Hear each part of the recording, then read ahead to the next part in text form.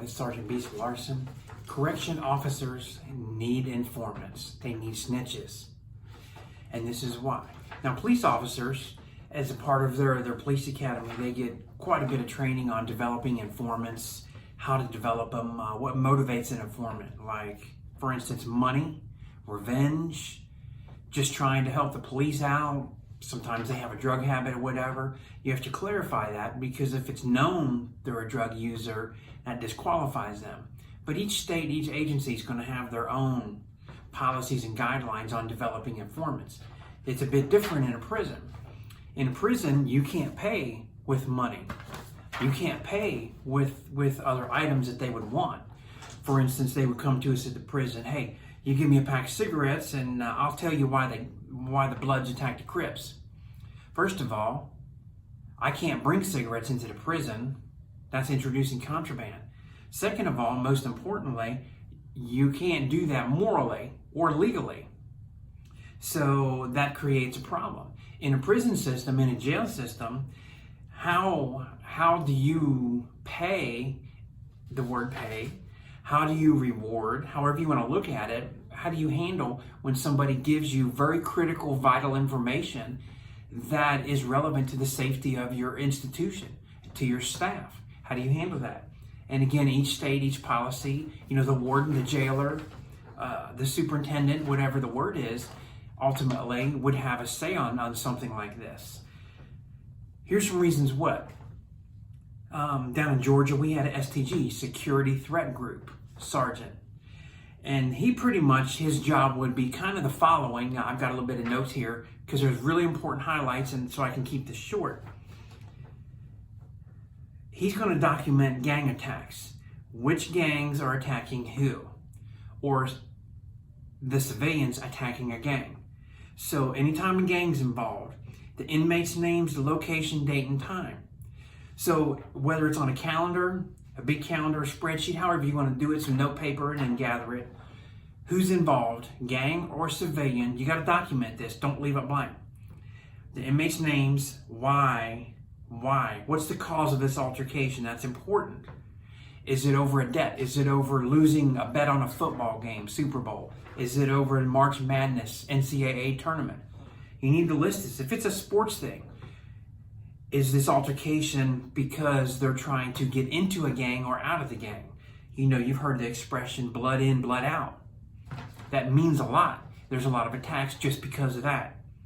Or is the attack PREA related? Is it somebody defending themselves against PREA, Prison Rape Elimination Act? Somebody sexually assaulting them, they defended herself. Maybe it has nothing to do with the gang. You need to be specific, write all this stuff down. Now, the police have a little thing called crime mapping. Have a big map up on the wall, put little pins in there, stick pins, colored pins, for your different crimes, murder, sexual assault, thefts, car thefts, purse snatchings, shopliftings, from a brick and mortar store, they call it.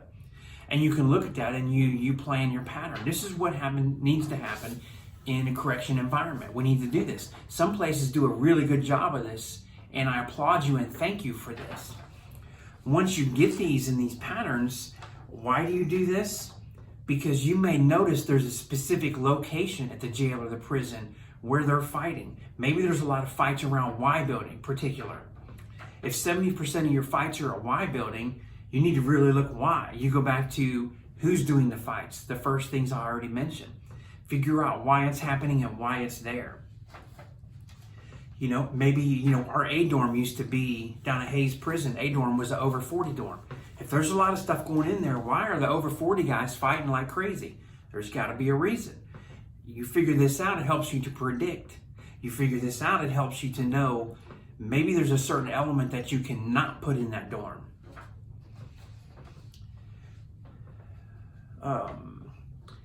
Here's another point, a major point, and this is what happened down at Hayes.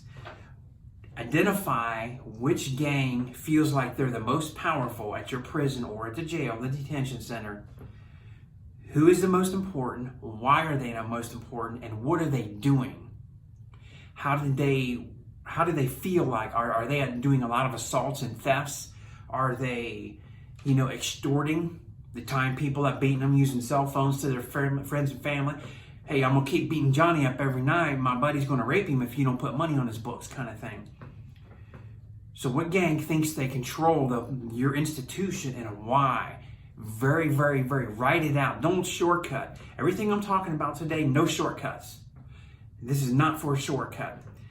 Be a historian. Document things accurately and at length. Everything that you can prove that's factual, document it. Lastly, the conclusion of this, why am I making this video? Why am I talking about this? Develop these informants. I'm not going to tell you how to do it because you've got to go through. If you're a newer officer, talk with your sergeant and lieutenant. Now, a good sergeant and lieutenant will tell them, yes, I've had snitches. This is how I handled this. This is what I did when they gave me good information. Who I went to the captain or unit manager. They approved me. Give them an extra meal or something as an example. Good sergeant and lieutenant also tell them, no, I've not had snitches and I'm not really sure, but refer them to the right person. Officers, ask.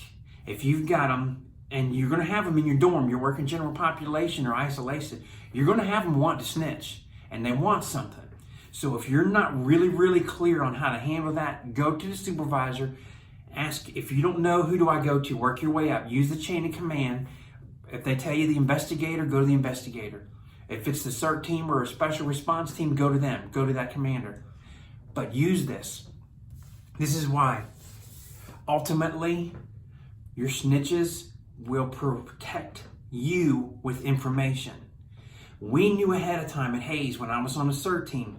We always knew from snitches, usually 48 hours ahead of time, the lieutenant would come and tell us, hey, this is about to kick off. The Bloods are going to attack the Hispanics. The Crips are going to attack the Hispanics. Whatever. Bloods and GDs are about to go to war, the Muslims, something. We knew this a day or two ahead of time. And that was from informants. And they knew because they needed, in our prison, they needed certain events to happen, say that Thursday, before it could kick off. Also, Tuesday and Thursday was intake for us. So maybe it involved intake. So if we know something's kicking off Thursday night, we really need to look at who's coming on our intake bus because they may be a key player or it may be retaliation towards him and his gang. You see where I'm getting at? Build intelligence. Intelligence and snitches go hand in hand. Informants, snitches, whatever you call them. This will help protect. There's times that we lock down, the word will come and based on information we had, and if things had already started in the southern part of Georgia and we had information, CERT lieutenant, CERT commander goes to the warden, he gives the order, we lock the camp down like in 15 minutes right then. We did not wait till Thursday night for it to kick off. We're locking down Tuesday night, Wednesday morning. And when everybody wants to know, we're locking down. We've got an incident occurred. You don't have to tell them why. An incident occurred. We have to lock everybody down until this investigation is complete and leave it at that. You're doing this ahead of time. Your intelligence gets built. This is to protect your institution, your people. People are more important than buildings. We've got plenty of bricks, plenty of concrete, plenty of grass, plenty of fence. It's the people.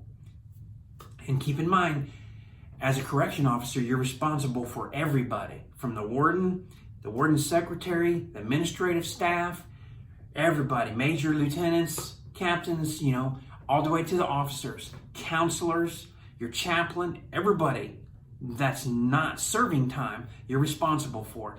You're also responsible for the safety of your inmates, your detainees.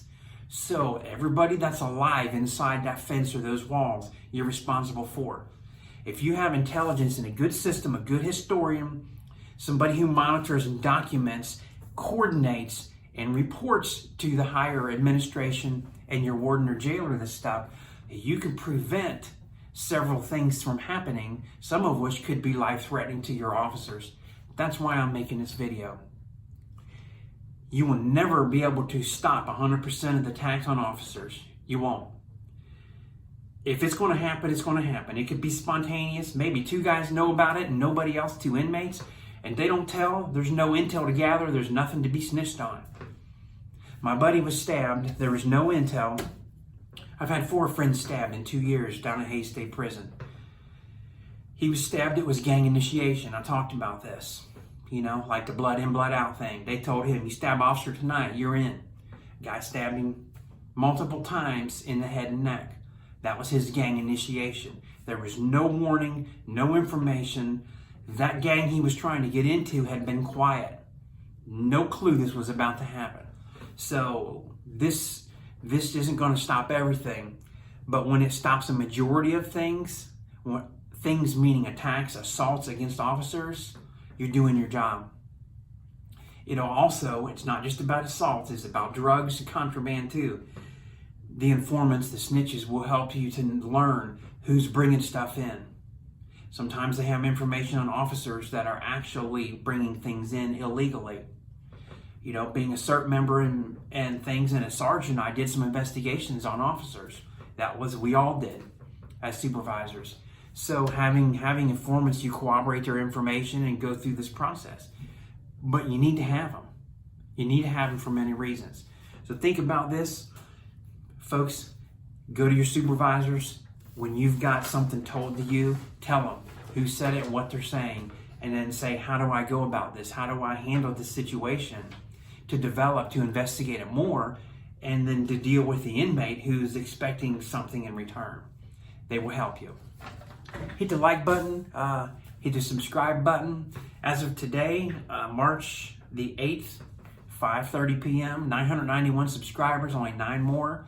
Hit the 1,000 mark, the good benchmark for YouTube, and be the only independent defensive tactics and correction instruction type of video maker that there is on YouTube. Sergeant Beast Larson, see you soon.